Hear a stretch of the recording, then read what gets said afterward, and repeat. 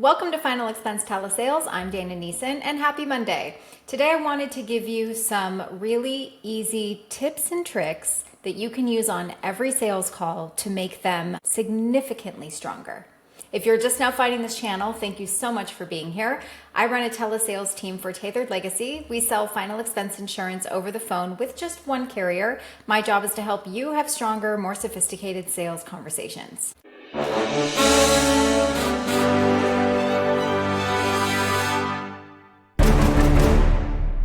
Today I'm going to give you 6 sales strategies to help make your conversations even stronger.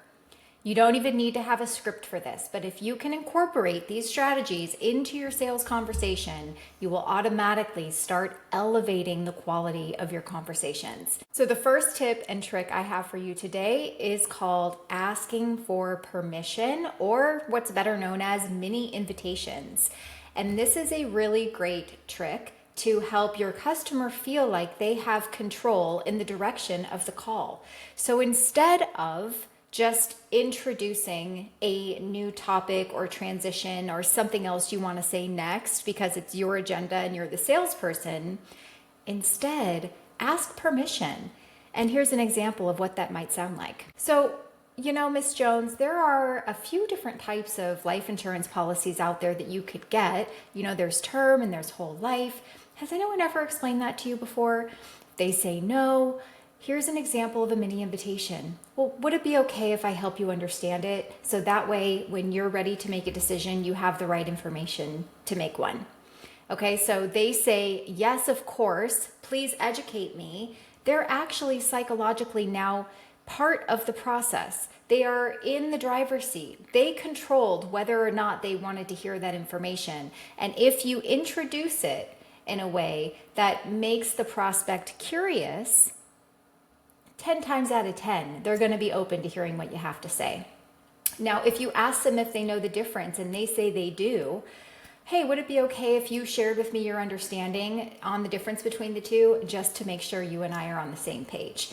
Yes, you have now asked them a question.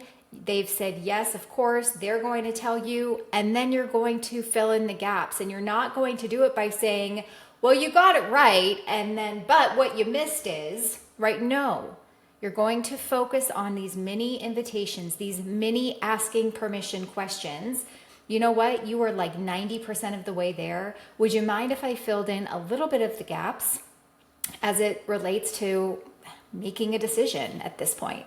And they have to say yes. Once they say yes, it's really hard for them to get annoyed or to rush you because they've accepted the invitation. All right, the next trick is active listening responses. A lot of people also call this mirroring, and it's a really great way to make your prospect feel like you're actually listening to what they have to say. So you ask them the reason they inquired. They give you, what did we talk about in the last call? Typically a surface level answer. I'm just getting older. You say, oh, well, what about getting older has you thinking that maybe now's the right time to start putting something in place? They go a little bit deeper and they say, well, a lot of people in my life are getting sick. We've had some recent deaths in the family, and I'm just starting to think that I really need to put something in place in case something were to happen to me. Okay, once you get that next level deeper answer, you're simply just going to repeat back what they said and ask if you got it right. Oh, so if I'm understanding you correctly, it sounds like at this point in your life, you're starting to see a lot of people get older, starting to pass away, and you're seeing the impact that maybe not having life insurance has on families, or even maybe the positive impact that having it does. And because you don't have anything right now, it has you maybe feeling a little concerned that you should start looking at putting something in place. Does it sound like I got that right? Okay, now even though I did it in a slightly different way, it is always a million times better to just repeat back what they said, ask if you got it right before you say something like, oh, gotcha, that makes sense, and move on. The strongest salespeople will focus on listening to what the customers say and repeating it rather than a short response and moving forward. The next trick is actually a 2-in-1. So they are actually two different things, but The reason that I'm putting them into one category is because they're doing the same thing in opposite directions. The first one is focusing on the positives, and the second one is focusing on the negatives. So when we talk about what it would look like for their family if they had this coverage in place when they pass away, it focuses them on the positive outlook. What does it look like if you do have something in place? How would that help your family? Those are the positives. Now, on the opposite side are the negatives, the consequence questions. What would it look like if you didn't put something in place? Have you thought about what that would look like for your family if they had to come out of pocket? Like, what would they do then? So focusing on both the positives and the negatives will help paint a much bigger picture rather than just focusing on one or the other. Try to work both into your conversations. Okay, the next one is one of my favorites, and it's called dropping the rope. And dropping the rope is a term I learned years ago, which essentially just means pulling yourself away from the sale, even if they want to buy. Now, here's what I mean by that. When I go through sales training and I ask somebody, hey, do you like the idea of this? And they say, yeah, I like it a lot. Again, surface level answer.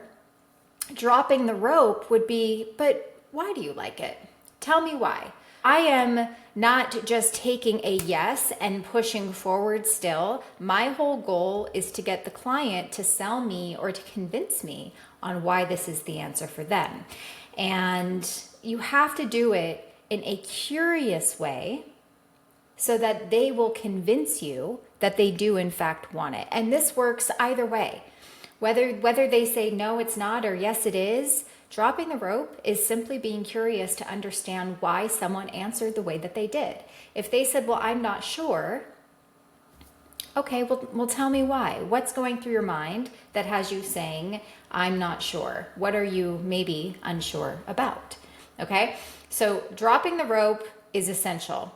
If you're getting resistance, or even if you're getting a lot of positives, the more you can ask why questions to get them to explain why they answered the way that they did, the higher the chances they're going to talk themselves into a sale. Okay, and lastly, please, please, please do not justify objections away. The best way to handle objections is by asking questions to get your prospects to come up with the answers themselves. So what do I mean by that? Someone says, I don't know how I feel about giving you my banking information over the phone. A weak salesperson will try to justify it by saying, well, we're an A-rated company and this line is recorded and this is completely secure, and look me up on the Department of Insurance website, and let me text you this and let me send you that. And we're justifying why they should do what makes them feel uncomfortable. And all that does is create even more sales resistance. In fact, the more we pull towards it, or push towards it, I should say rather, the more the prospect wants to lean away from it. So instead, you need to ask questions to diffuse objections, not justify. So in that same example, this is like a two-part thing. You drop the rope and you ask a question. Okay, I see where you're coming from. Can I just ask, what has you feeling the most concerned about providing the banking information? You're asking a question, you're getting an answer. You're going to find out what it is they're actually concerned about before you just start justifying yourself out of the sale completely. Once you get that answer, then you can go back and say, okay, well, let me just ask you this.